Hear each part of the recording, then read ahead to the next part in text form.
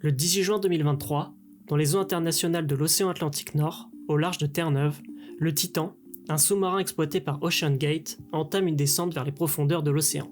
L'objectif est simple, offrir à ses 5 passagers une expédition près de l'épave du Titanic. Mais ce jour-là, aucun de ces passagers n'aurait pu imaginer que leur voyage serait le dernier.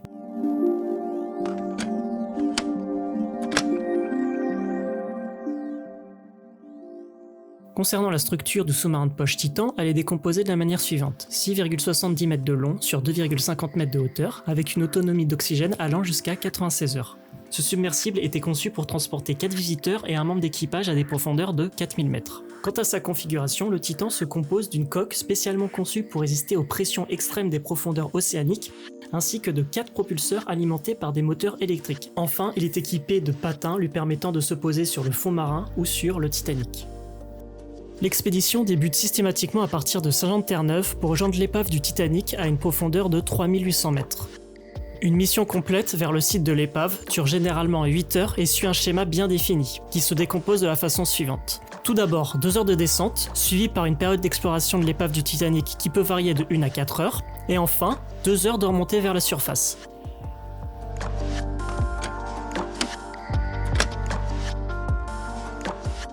Parmi ces passagers, on retrouve l'océanaute français Paul-Henri Nargeolet, un grand expert du Titanic qui avait déjà réalisé 37 plongées vers celui-ci, le milliardaire Hamish Harding qui s'était déjà rendu l'année précédente à bord de la fusée New Shepard de Blue Origin, le vice-président du conglomérat Engro à Karachi au Pakistan, Shahzada Dawood, et son fils étudiant venu l'accompagner à la place de sa femme, Sulman Dawood. Et enfin, le co-créateur et PDG de OceanGate, Stockton Rush, le pilote de l'expédition.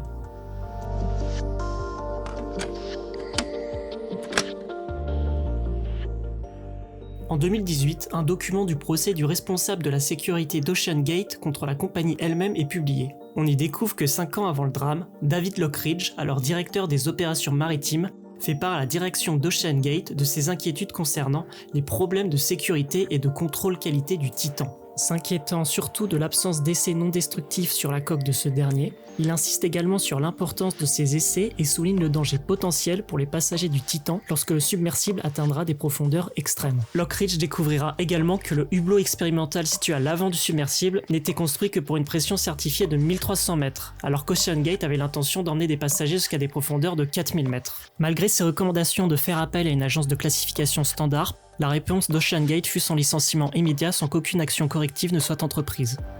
Plus tard, ce sont les membres du groupe Marine Technology Society, un rassemblement de spécialistes des technologies marines qui font aussi part de leur inquiétude unanime à propos du Titan, avertissant que l'approche expérimentale d'OceanGate pourrait avoir des conséquences catastrophiques et critiquant également le marketing de Titan de trompeur. OceanGate a même admis sur son propre site ne pas vouloir tester son véhicule auprès d'un organisme de contrôle. Reconnaissant que bien que la classification garantit aux armateurs, aux assureurs et aux régulateurs que les navires sont conçus, construits et inspectés selon des normes reconnues, cette approche ne permet pas d'éliminer les exploitants de navires médiocres car les agences de classification ne se concentrent que sur la validation du navire physique.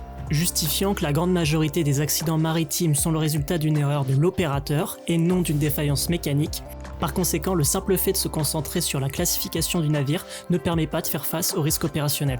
Enfin, des interrogations sont également soulevées concernant l'outil utilisé pour piloter, à savoir une manette Logitech F710 d'une valeur estimée à $30. Certains experts expriment des réserves quant à la complexité de cette manette, suggérant qu'elle aurait pu conduire à des erreurs de manipulation, particulièrement dans des situations critiques où chaque geste est crucial.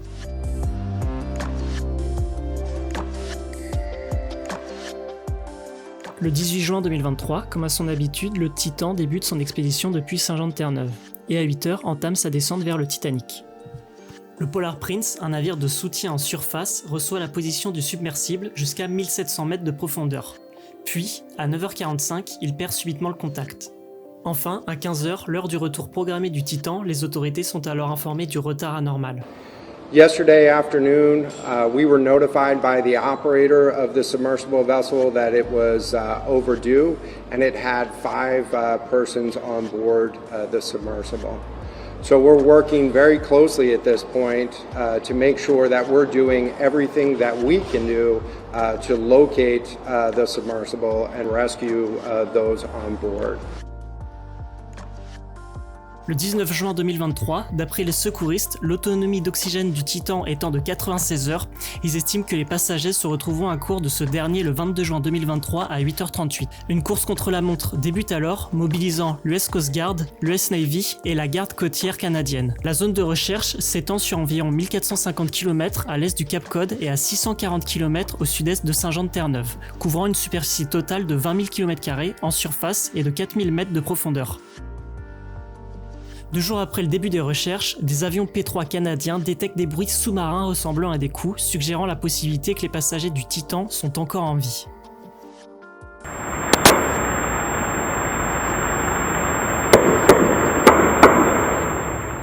Il sera néanmoins déterminé plus tard que ces coups ne provenaient pas du Titan mais de l'activité de l'océan ou d'autres navires.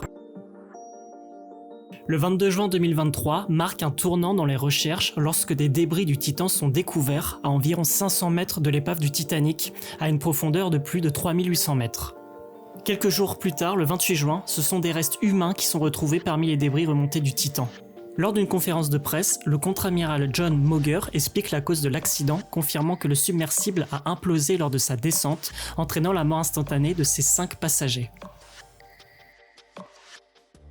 An ROV, or remote operated vehicle, from the vessel Horizon Arctic discovered the tail cone of the Titan submersible approximately 1,600 feet from the bow of the Titanic on the seafloor.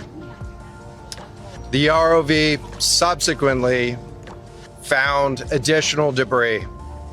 In consultation with experts from within the Unified Command, the debris is consistent with the catastrophic loss of the pressure chamber.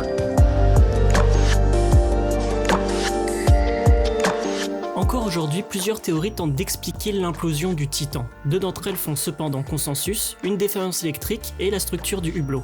Selon l'expert espagnol José Luis Martín, une défaillance électrique à partir de 1700 mètres de profondeur aurait rendu inutilisables les propulsions et le moteur du Titan. Celui-ci aurait alors chuté verticalement de 900 mètres, entraînant une augmentation soudaine de la pression qui aurait provoqué une forte compression du compartiment des passagers, entraînant son implosion.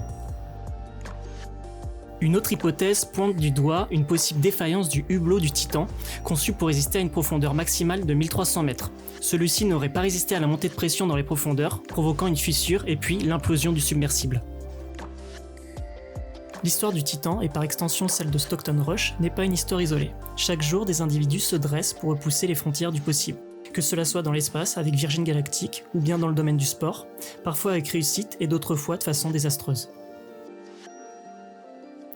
Désillusion d'un homme omnubilé par ses désirs de grandeur ou précurseur d'une future nouvelle avancée humaine, on se souviendra toujours de Stockton Rush comme d'un homme rêvant d'atteindre les étoiles, mais qui aura fini dans l'obscurité des abysses. I'd like to be remembered as an innovator. I think it was General MacArthur said, "You're remembered for the rules you break." And I've broken some rules.